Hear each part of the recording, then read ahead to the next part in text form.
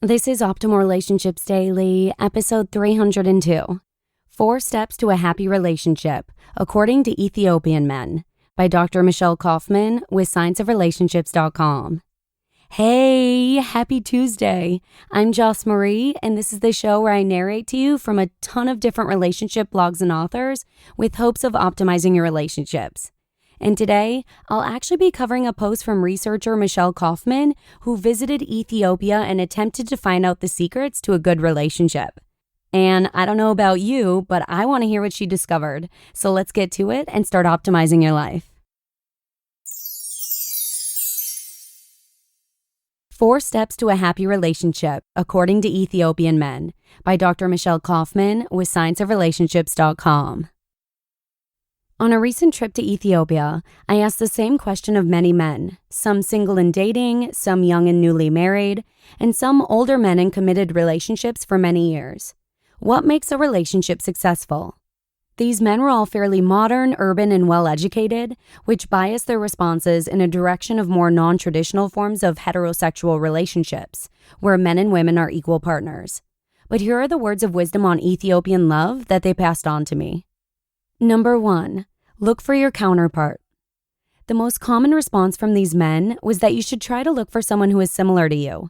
Someone that is of the same religion, education level, financial status, and also has similar values and lifestyle.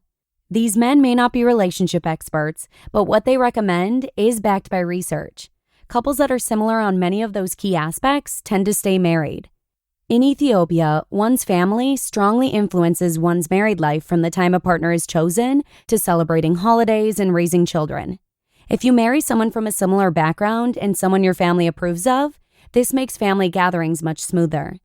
Because of Ethiopian culture's often conservative leanings, marrying someone too different from oneself could lead to family conflicts.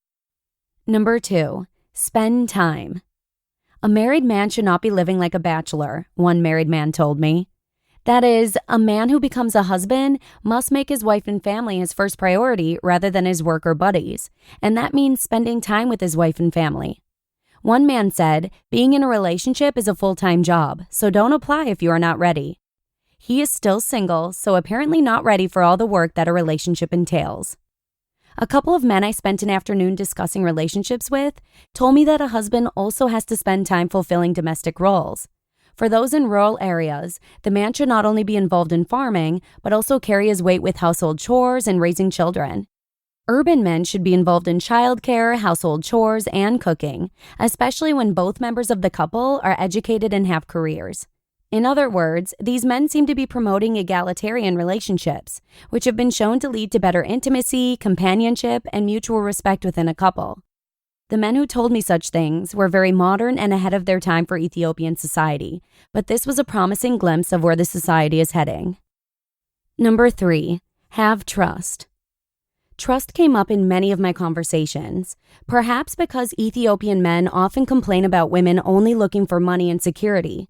But in a society where women are rarely financially independent, they must seek partners who have the ability to support offspring, a basic principle of the evolutionary perspective on relationships. Women are often accused of either holding on to a man too tightly or being with more than one man in order to create security for herself. If a couple loves each other and has trust, the rest is easy, one young man told me.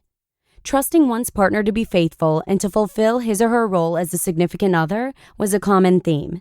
In fact, one rather emotionally complex man who spent several days thinking about how to properly respond to my question later sent me a quote from Khalil Jameson to illustrate his point. Quote, relationships of all kinds are like sand held in your hand. Held loosely with an open hand, the sand remains where it is. The minute you close your hand and squeeze tightly to hold on, the sand trickles through your fingers. You may hold on to some of it, but most will be spilled. A relationship is like that. Held loosely with respect and freedom for the other person, it is likely to remain intact. But held too tightly, too possessively, and the relationship slips away and is lost. End quote. And number 4, be the best man you can be. To get a good wife, you do not need the best woman. You just need to be the best man. One man who has been married for many years and prides himself on being part of an egalitarian relationship believes we seek too much from other people and then end up disappointed in our relationships. He believes the most important thing for a partnership is to be the best man one can be, which includes being supportive both emotionally and financially, carrying your weight in domestic and childcare responsibilities, and being a good companion. That will naturally lead to a happy wife and a happy relationship. No one seems to have a perfect formula for a successful relationship, as it is highly dependent on cultural norms, expectations for what makes a relationship good, gender roles, and the expectations we hold for each other. But considering the advice of these Ethiopian men might be a good place to begin. They have carefully thought about the work it takes to be in a good relationship and the commitment that is required to stay happily together. You just listened to the post titled, 4 Steps to a Happy Relationship, According to Ethiopian Men, by Dr. Michelle Kaufman with scienceofrelationships.com.